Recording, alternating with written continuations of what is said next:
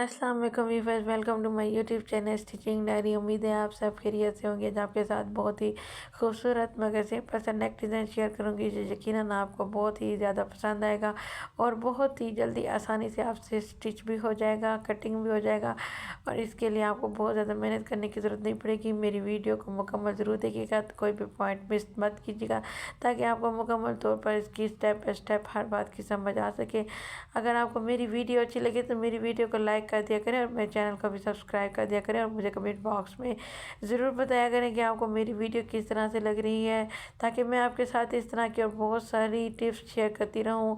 और अगर आपको इसमें से कुछ भी समझ ना आए तो आप मुझे कमेंट बॉक्स में मैसेज करके इसके बारे में डिटेल पूछ सकती हैं। मैं आपके साथ इंशाल्लाह ताला मुकम्मल स्टिचिंग और मुकम्मल इसकी कटिंग आपसे शेयर कर दूँगी। तो मैंने ये शॉर्ट्स बनाई है तो शॉर्ट में कम डिटेल बताई है, लेकिन अगर आप कहेंगी तो इसके लिए मैं आपको लॉन्ग वीडियो में भी इसकी मुकम्मल डिटेल लाजमी शेयर कर दूंगी। तो उम्मीद है आपको मेरी वीडियो पसंद आ रही होगी। अगर मेरी वीडियो पसंद आए तो मुझे कमेंट में ज़रूर बताइएगा।